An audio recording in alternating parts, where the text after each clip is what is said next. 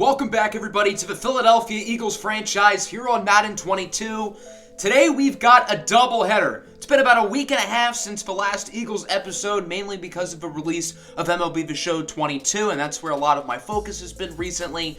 But to kind of make up for it, we've got two games in today's episode instead of one, so get your popcorn, get comfortable, get relaxed, because it's going to be fun. Technically, we're going through 3 weeks today because we're also going through our bye week along with Week 10 against the Dallas Cowboys and then Week 11 against the Atlanta Falcons. Last episode, we played the Cowboys and we beat them 31-27. It ended up being a crazy game, and now we get to play them again here in Week 10. Last episode was the trade deadline. We made a couple of moves. We got some depth on the offensive and defensive lines, acquiring Eric Flowers and Apelu Tuiai-Sisopo. We also acquired some draft picks and traded away some of our backups into secondary because our secondary was, and still is, very deep. There were a number of big moves around the league, particularly when it comes to many offensive playmakers. I would say this was by far the craziest trade deadline in NFL history. A lot of big names were on the move. I believe 3 first-round picks in total were traded, which is quite a lot. So it seems like the NFL has gone drunk on us, which is certainly going to create some more storylines around the rest of the league. I like where our team is at currently for the most part. That's why I didn't make any drastic moves at the trade deadline. We will be without Jabari Achebe for the next 2 games, so once we get into next episode, he will be back. Achebe's been banged up all season, so I think him being injured maybe isn't the worst thing possible because he can just rest his body and hopefully he'll be good for the home stretch of the season. Since we're pretty much halfway through the season, I figured it would make sense to take a look at the team's stats up to this point.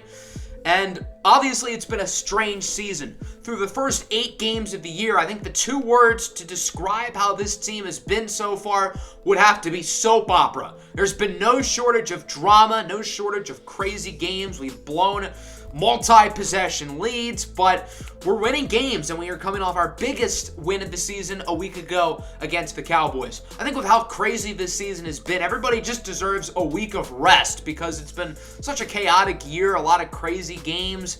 So I think it makes the most sense to just give everybody the week off and then come here to Week 10 against the Dallas Cowboys. And it looks like we have a breakout opportunity for defensive back Joko Onwosu. Joko Onwosu has taken a leap up here in his second season. He has been all around the ball, making some big plays, forcing turnovers. He hasn't been the most consistent on a snaps-to-snap basis, though, but I think overall he is having a pretty good season, on pace for over 100 tackles and 4 interceptions, which would likely send him to the Pro Bowl. We are also going to talk with our players about, obviously, this game being a rivalry. We know the Cowboys are really good. They're 6-2. They've won the past 2 NFC championships, and they won the Super Bowl last year. Today, we are going for the sweep, and it seems like our players are pretty fired up about it. Their players are as well. We know these guys well. They have Zeke. They have Dak. They have the offensive line. They have great weapons. They have talent on defense like Micah Parsons and DeMarcus Lawrence and Trayvon Diggs, even if he has his shortcomings. So we're going to hop into this game here. One of the biggest games of the season so far. These two teams played against each other 2 weeks ago at the length. The Eagles ended up getting the win, and Philadelphia's focus has been maintained on Dallas with the bye week last week and then headed to Jerry's World here in Week 10. If Philadelphia wins today, both teams will be 6-3. The Eagles will take the head-to-head tiebreaker by sweeping them, and that would mean the Eagles would take first place of the division, which is a big deal. 3rd down and 9 for the Dallas offense. Here's Prescott under pressure. He is sacked by Clelin Ferrell. The Eagles made a big change at defensive coordinator last week, firing Robert Saleh, replacing him with Bill Summers to try to fix the issues with the defense. And so far, a good start today. 2nd and 9, Xander Vanderwall is sacked by the former Philadelphia Eagle, Josh Sweat. I'm surprised Sweat didn't tear a hamstring on that play with his injury history through the first 3 seasons of this series when he was on our team. 3rd and 22, Vanderwall with a nice throw, but it's dropped. That was right in Devontae Smith's hands. I don't know how he didn't catch that. So both teams open up the game with a pair of punts, and now the Cowboys have it. Prescott, he is sacked on 1st down, this time by Josh Uche. Quite the start for these 2 pass rushes as we've had 3 combined sacks here in the first 3 minutes of the ball game. Talk about a quick beginning for both pass rushes. The Eagles looking for another sack. They nearly got it. The rookie Hannibal Savage with good pressure, Prescott forced to throw it away. So now the Eagles have it back. It's a 2nd and 1. Handoff for Rosemont St. Clair, who makes a nice cut to the right side, and he gets 21 yards. A nice play for St. Clair, who I feel like has been pretty quiet the past couple of weeks. Hopefully he can get himself together here today, as it's a 3rd and 1 from the 3. The Eagles have ran the ball on every single play this drive until this one. It's an audible pass caught by Ertz for the touchdown. Zach Ertz with his first touchdown of the season. Of course, he was signed this past offseason to return to the Philadelphia Eagles. He can't retire anywhere else but Philadelphia, and it's good to see him scoring his first touchdown of the year as that concludes the first quarter. So far, so good. The Eagles lead 7-0. The offense has been pretty solid, and the defense is looking awfully good to begin this game. 3rd and 1, Dak Prescott goes up the middle. It's hauled in by Amari Cooper, who brings it to the 41. Cooper played pretty well the first time these two teams played 2 weeks ago. 3rd and 6 now from the 10. Prescott for the end zone. He's picked off. Nehemiah Richardson with the interception, and the Eagles force a huge turnover in the red zone. A big play there by Richardson, his 2nd interception of the season. So Philadelphia leaves Dallas off the scoreboard, and it remains 7-0.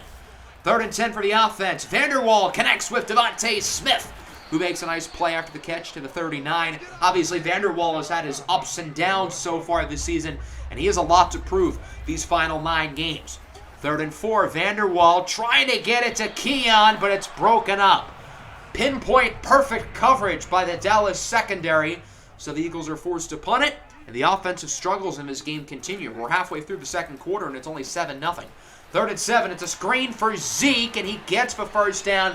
The Eagles read that play perfectly. I think Isaiah Simmons recognized the screen, but he got blocked by one of the offensive linemen, and from there, Zeke had the easy hole for the first down. 3rd and 6 now at the 32. It's going to be a read option. Prescott keeps it himself, and he gets maybe a yard or 2. Bobby Wagner brings him down to the turf, and again, Dallas has to punt it. The Cowboys have not scored in their first 3 drives of the game. So far, the new defensive coordinator, Bill Summers, is calling an awesome game.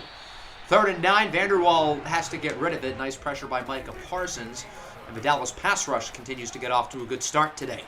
Here's the Cowboy offense. There's Dalton Schultz to the 39. Schultz has formed a nice tight end tandem with former Westlake Hornet Lamar Gallagher on the other side. On first down now, Dak connects with C.D. Lamb, who gets 15 yards. And now the Cowboy offense is starting to look like they're in business. They have it at the 24-yard line, about a minute left in the half. Dallas has 2 timeouts. There's Dak Prescott, connects with Chet Kucharski. He makes a nice play, breaking the tackle as the Cowboys call timeout number 2, and they are approaching very close to this end zone. 1st and goal from the 8. Dak Prescott looking to throw it, and he connects with Amari Cooper for the score. C.J. Thomas had him perfectly covered until the end, where Cooper makes a quick step towards the sidelines. Thomas is unable to keep his footing, and we are now tied at 7. The Eagles looking to take the lead back before halftime, but that's not going to help. A strip sack for the Cowboys. Philadelphia's awfully lucky they scooped up the fumble.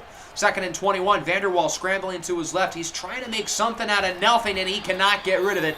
Sacked again, this time by Micah Parsons. And from there, it looks like the Eagles are not going to get anything going here before the end of the half. A lot of defense so far. This game tied at 7. I've got to say, it's refreshing to see a defensive battle with all the high-scoring games we've seen this year from the Eagles, but hopefully the offense can pick it up because Xander Vanderwall's having another pretty bad game, dare I say.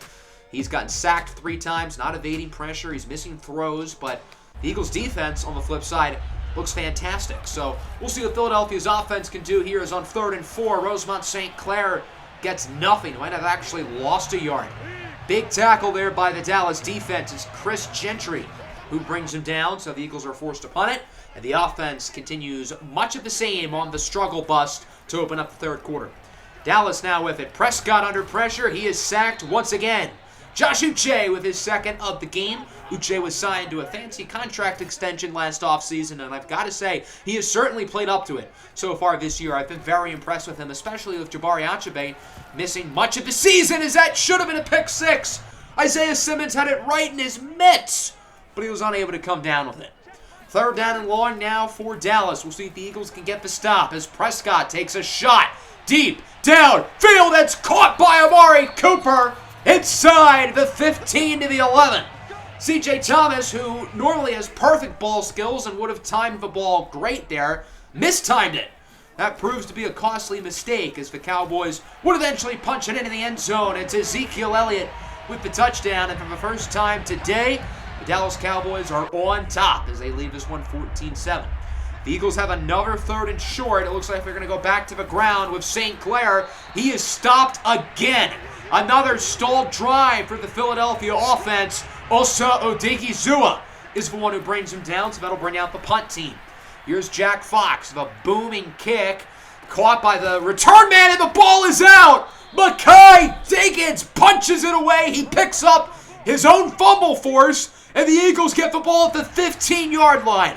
What a huge momentum shifter there by the rookie, Mekhi Diggins, with the special teams turnover. 2nd and goal, Tykeem Keon in the end zone, and the Texas native will tie it up. Or so we think. The Eagles currently lead by 1, but unfortunately, they will stay up by 1.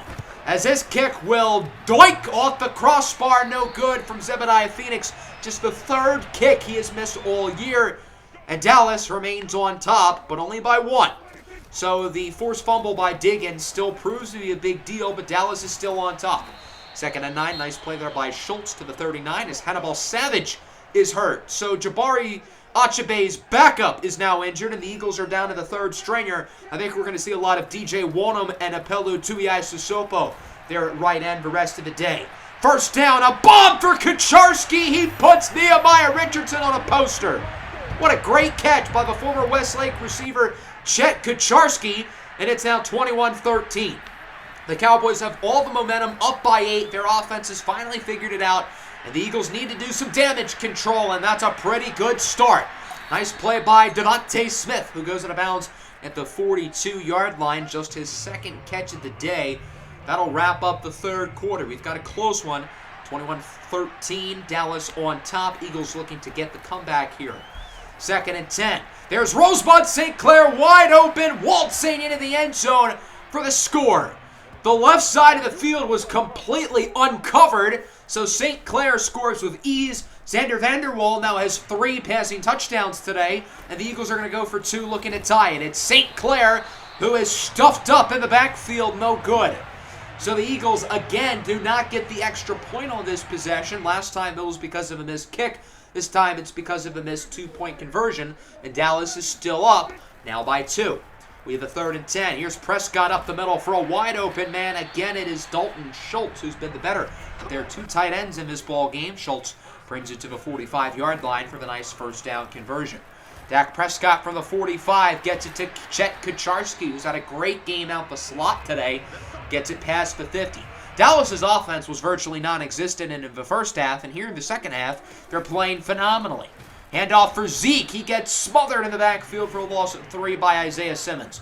Let me rephrase what I said earlier. The Cowboys' passing attack is having a great second half because the Eagles' run defense has been phenomenal all day. On 3rd and 7, it's broken up by Thomas. Good defense there, and I expected the Cowboys to punt here, but instead it's the field goal team. 55-yard attempt for Joey Sly. He sinks it right down the middle. Wow, that was a nice kick. And the Cowboys now lead by 5 with about 5 or so minutes to go. 3rd and 2, handoff for Hubbard, and he is stopped. The Eagles keep trying to run it on 3rd and short, and they're not getting it. So they're going to keep the offense here on the field on 4th and 1. The definition of insanity is to keep on doing something when it doesn't work. But it works this time. The Eagles finally get a short run to get the 1st down. That was a QB sneak from Vanderwall, and so the drive stays alive. From the 35, here is Vanderwall. He connects with Devontae Smith, who brings it past midfield. And now the Eagles have a real shot to drive down the field and try to win this game. Philadelphia burning some clock as we're already at the sub-3-minute mark. Vanderwall short to Rosemont St. Clair, makes a nice cut to the outside and brings it to the 21. The Eagles are continuing to chew clock. They do not want the Cowboys to get this football back with a lot of time. On 2nd and 1, Vanderwall is sacked. Micah Parsons and Neville Gallimore each with half the sack each. And so that'll bring us to the 2-minute warning. We've got ourselves a good one.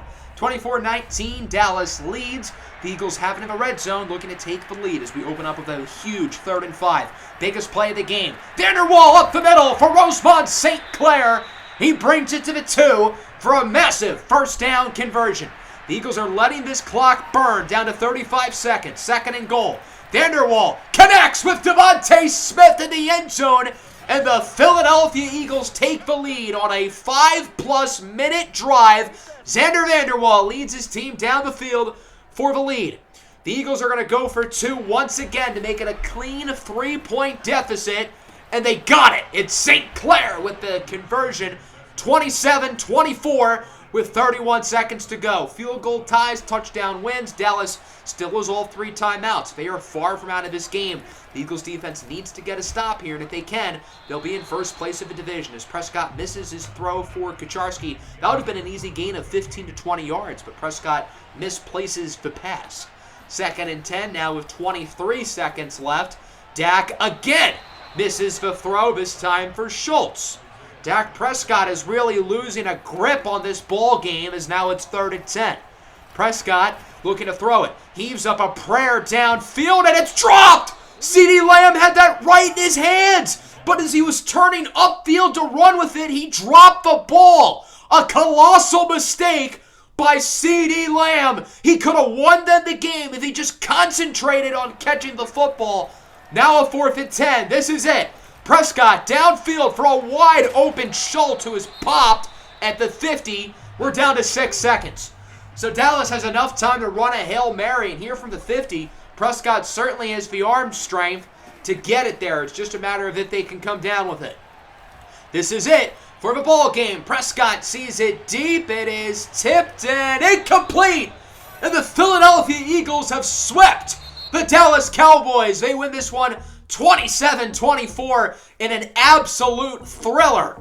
Wow, what a game. And don't go anywhere because, as I said earlier, we have another game in today's episode. We're going to play the Atlanta Falcons right after this one. But first, let's just recap this game real quick. All I can say is, wow, what an ending. We got the ball back with about 6 minutes to go. And not only did we score, but we took more than enough time off to where Dallas never really had a shot to go down the field and win the game. Dak Prescott had a weird performance. He started off poorly. Then in the 3rd quarter, he was on fire. And then in the 4th quarter, particularly that last drive, he didn't play well. As for Xander Vanderwall, I think the passer rating is a little bit misleading, but I still feel like he was good. He struggled very early in this game, but he performed very well in the second half, and he threw 4 touchdowns, a season high. Neither team ran the ball particularly well in today's ball game. It was certainly a pass-oriented day with a lot of receivers standing out. Kucharski, Cooper, Smith, Schultz, and St. Clair, all in particular for both teams. The defenses started the game off very well, but they struggled in the second half. We did get to the quarterback quite a bit. 2 sacks for Uche, 1 for another number of other guys. Nehemiah Richardson with the interception. Zebediah Phoenix did not have his best game. That missed extra point could have costed us, but luckily it did not. So after talking here with Jason Kelsey, it seems like the team is pretty fired up here, beating the Dallas Cowboys twice, not just because they're a good team, not just because they're our rival, but we really set a precedent here in the NFC East. You don't just have to go through Dallas, you got to go through us too. So we get plus 15 morale, which is huge. Everybody is clearly in a joyful mood. Now, it's not all sunshine and rainbows, as unfortunately Joko and Wosu does not complete the breakout challenge, and we get 2 new injuries. Jedrick Wills tore his labrum. He's going to miss the next 3 games. Hannibal Savage, dislocated knee, is going to miss the next 4. So Ifo Nobo, Jumbo Rocco will start at right tackle for Willis. And then Apelu Tuiai Sissoko will get more playing time along with DJ Wonham. Luckily, Jabari Achibe will be back after this game in the next episode. So we head to the second matchup of the day. The Eagles rocking their Kelly Green throwbacks today. Figured I would whip them out here for this game against the 0-9 Atlanta Falcons. This is a game that the Eagles should have no problem winning. They're 6-3. They've won 2 in a row. Philadelphia has not lost since Week 7, and now they're facing off against the worst team in the NFL at home with a very good possibility of winning this ball game. They're describing our opponent today as cold, which doesn't really make sense. How can you be cold if you were never hot? The Falcons haven't won a single game this year, and I decided to give a little bit of a smuggish answer, mainly because I was curious to see what it would lead to, and it looks like the Falcons are going to be worse as a result, so I guess that was the correct choice. CJ Thomas here talking to us about how he is inspired by his teammate Nehemiah Richardson. I thought about playing it safe and giving him a ratings boost, but I wanted to challenge him. because I know CJ Thomas can make plays out there. If I want anyone to get an interception, it's going to be him. He caught 10 a season ago, and hopefully he can get some more today. So the goal here is that we need Thomas to get at least 2 combined interceptions or pass deflections, and he will complete the challenge. Since it's a tandem breakout challenge, I don't think it's a traditional breakout challenge where it goes up in dev trade. So I'm not really sure what the reward would be, but I guess there's only one way to find out. So this Falcons team is bad. They traded away Kyle Pitts at the deadline. They're not good, but they do have one saving grace, and that is the fact that they likely have their long-term quarterback here with Loco Onwosu. They drafted him in the first round this past season. Onwosu's had a fine rookie season, nothing spectacular, and he obviously has not won a game yet. But it's clear the talent is there, and it's more so the Falcons not having a good team around him, which is kind of ironic because they're at 83 overall, which is the same rating as us. Yet we're 6-3, winners of 2 in a row against the defending champs, and these guys are 0-9. So we're going to hop into this game here, certainly one that the Eagles should absolutely win, and I don't want this game to even be close. The Eagles have had a few blown leads this season, so I think the goal is to come out the gates firing and have a big lead at halftime just so the second half can be, hopefully, pretty stress-free. So the Kelly Green Birds are going to open up this game on offense. First play from scrimmage is a handoff for Tazwell Hubbard, who had a rough game last week against Dallas. Makes a nice play for a gain of 14. Hubbard's had a fantastic season. He's really taken a leap here in year 2, even if he wasn't good in the previous game against the Cowboys. But I think overall, he's been one of the 5 to 10 best running backs in the NFL. 3rd and 10, incomplete pass. Vanderwall trying to get it to Devontae Smith. So the Eagles are going to send the field goal team out. It's a 57-yard attempt for Zebediah Phoenix with the wind against him. Bold call, and it will doink through, and it counts. What a kick by Zebediah Phoenix. 57 yards with the wind at his front, and it somehow bounces in.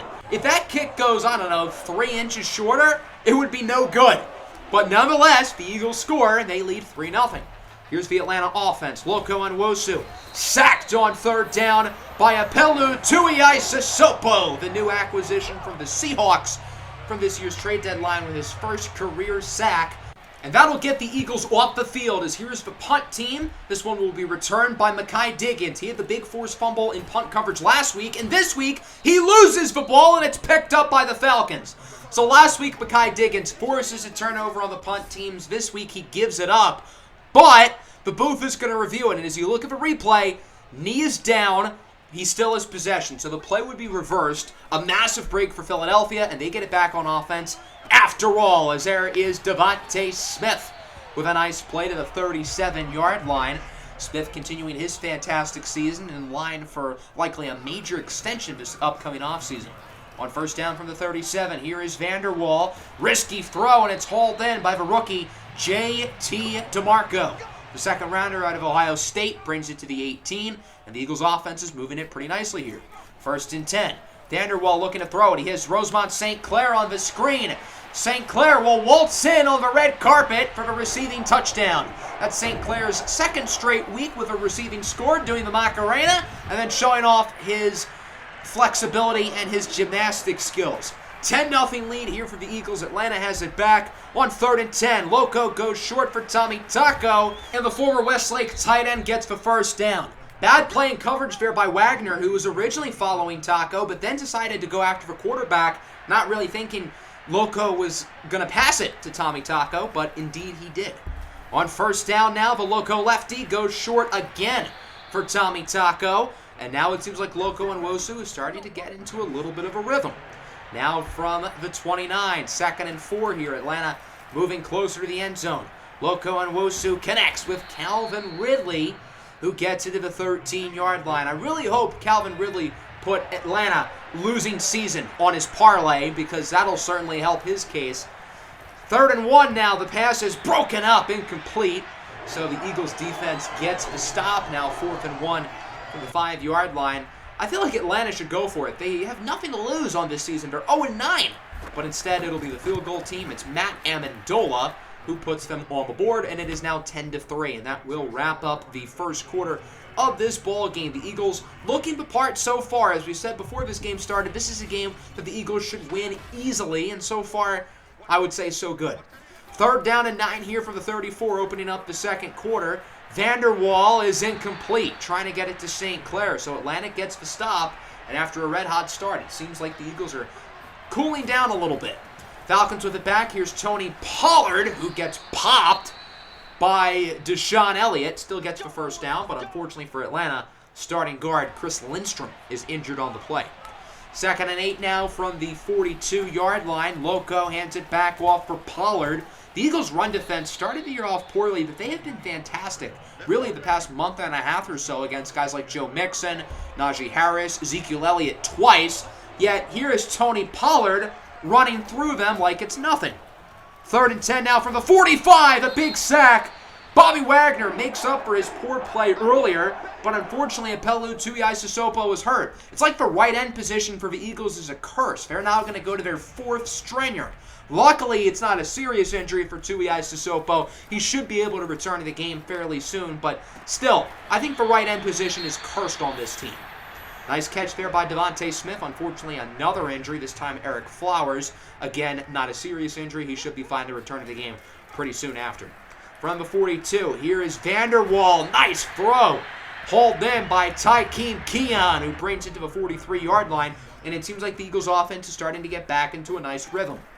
3rd and 7 from the 41. Short throw for JT DeMarco. Did he get it? Not quite. They're going to say he's a yard short. So it's a 4th and 1 here. They could go for a 51-yard kick, but instead they're going to go for it. And Tazewell Hubbard does convert. Wrapped up by Benny Wilkins, the former first-rounder out of the University of Arkansas. Wilkins stands at 6'10", weighs in at 400 pounds. He's a mammoth of a human being. 3rd and goal. The short pass for Smith will not result in a touchdown, but we do have a flag. It is going to be a roughing the passer called against Atlanta. Yeah, there's a reason why this team is 0-9. Grady Jarrett is the one called for the flag as we have another 3rd and goal. The Eagles have had it on the goal line for 6 plays, and they have not scored on any of them. 4th and goal at the 1. They're going to go for it. Xander Vanderwall goes with the QB sneak and punches it in. I guess 7th time is the charm. That drive went for 90 yards, and it lasted 20 plays. A 20-play drive. That's awfully long. But hey, the Eagles scored the touchdowns, and that's really all that matters.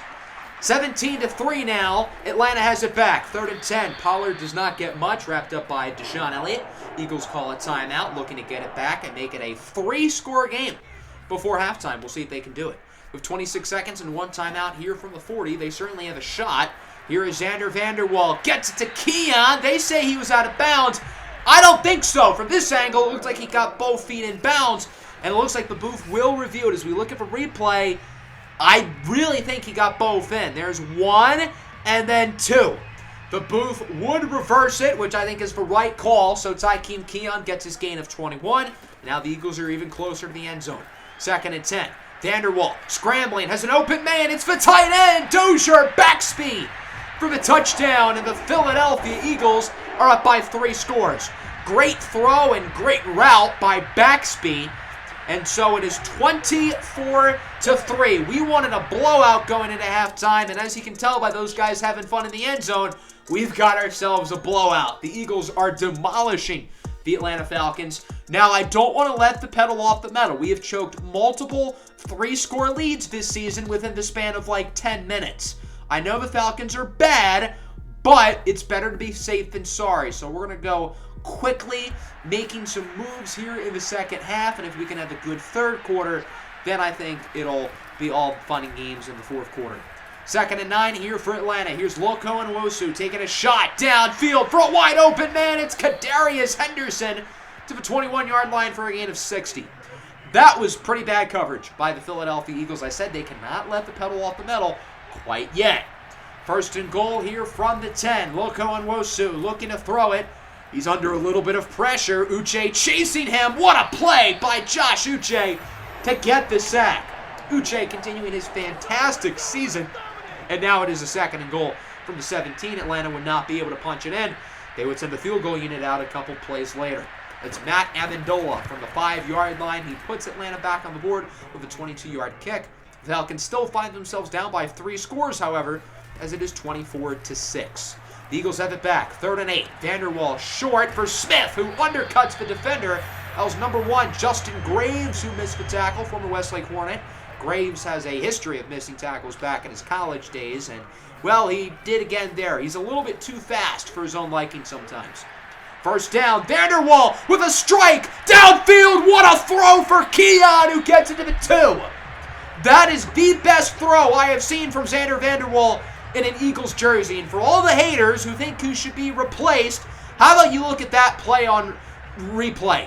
Holy friggin' smokes. He was under a ton of pressure, launches a 60-yard prayer, and has perfect pinpoint accuracy for Keon. Unfortunate that Keon didn't score, but he will on the very next play. So Tykeem Keon fantasy owners, don't get too sad. I hope Calvin Ridley has Tykeem Keon in his fantasy team, because then in that case, his parlay is continuing to look pretty good. Now 31-6. I think the Eagles are covering the spread. Was that on Ridley's parlay? Here is Tony Pollard now, gets it to the 14-yard line. A nice gain there for Atlanta. Tony Pollard continuing a good performance. But again, the Falcons cannot seem to find the end zone. Matt Amendola tacks on his 3rd field goal of the game as that concludes the 3rd quarter. This one appears to be in clear Philadelphia control, 31-9. But again, some of the blown leads we've seen this season, the Eagles are not ready to put the backups in quite yet, so the starters are going to stay on the game for a little bit longer. 2nd and 2. Vanderwall under pressure. He breaks 1 sack. Then breaks another, and is finally brought down by Van Ginkel. So that's a good sack for Atlanta, but I got to give Vanderwall credit. Still giving his all, even though his team is up by 22 in the 4th quarter against the 0-9 Falcons. 3rd and 14 now. The Falcons just choose not to cover Rosemont St. Clair. Why? I don't know. St. Clair gets the 1st down. 6 minutes later, the Eagles now have it at the 2-yard line. They've had the ball the entire time, chewing clock. They're unable to get the touchdown, however. That was a 4th and goal. Hubbard was stopped short of the end zone. So the Eagles had it literally for like the entire 4th quarter, but unfortunately they don't score. So Atlanta has about a minute to go. 3rd and 10. Loco and Wosu with a prayer downfield, and it is caught by Calvin Ridley. Clearly Ridley bet on the Falcons today, otherwise he wouldn't have tried to make that play. 1st and goal now, down to 15 seconds from the 4. Loco and Wosu looking to throw it, and it is caught by Kadarius Henderson for the touchdown. And it looks like the Falcons might only lose by 2 scores. I think the line on this game was Eagles by 15, so this 2-point conversion will determine who covers, which is a big deal for Calvin Ridley's parlay. And sure enough, the Falcons get the 2-point try. So Atlanta is now only down by 14. Calvin Ridley just won himself $11,000 on FanDuel. He's got to be fired up now that his team is 0-10. But the Falcons covered the spread. That's all that matters. Nonetheless, Calvin Ridley's parlay aside, it's a good win here for the Philadelphia Eagles as they take this one home 31-17. I know the game looks kind of close, but we dominated them really from start to finish. I'm happy with how we performed today. The Eagles are now 7-3, winners of 3 in a row, and still hold 1st place in the NFC East. The Falcons were able to get that garbage time touchdown late, but other than that, we really dominated the whole game. And in that last defensive drive, we hit the backups in, so it really wasn't that big of a deal. Loco and Wosu I thought was fine. He wasn't great, but he wasn't horrible either. Xander Vanderwall's numbers are very similar to the game last week against Dallas, but I feel like Vanderwall was way better today. I feel like he was more consistent. His passes were a lot better. He didn't miss as many throws. So overall, a good performance from him, albeit against a bad Falcons team. Both teams ran it pretty well. A few notable receivers from both sides. Calvin Ridley had over 100 yards. Again, I hope he bet on himself for his parlay. No turnovers. Unfortunately, C.J. Thomas only had 1 deflection, so he did not complete his challenge as he needed 2 or a mixture of deflections and interceptions. But hey, nonetheless, a good win here. We were worried about the possibility of it being a trap game, and luckily we came out the gates firing. We dominated the first half, and we were able to keep control there in the second half. Thomas is a little bit frustrated with himself, but I think he still played pretty well today along with everybody on our team. I've been highly critical of some of our wins throughout the year because they've been ugly, but that one was all around a good win. But again, it was against a bad Falcons team, so I don't really want to take too much out of it. So next episode, we have a primetime game against Russell Wilson and the Cleveland Browns. Look at that top thing. It says press conference, QB breakout. Does that mean Xander Vanderwall has a breakout challenge? That is quite interesting. We will certainly monitor that storyline in the next episode. I hope everybody enjoyed this one. Make sure to hit the like button. Make sure to subscribe to the channel. 2 big wins here for the Eagles. I really feel like after our wacky start, it seems like the team is really starting to get a winning energy and a winning aura around them, and hopefully we can keep it with a pretty tough stretch of games against really good teams like Cleveland and Jacksonville within the next couple of weeks. Washington as well, pretty solid in our division. So I hope everybody enjoyed. Make sure to hit the like button. Make sure to subscribe to the channel if you are new. Go Birds. Peace out.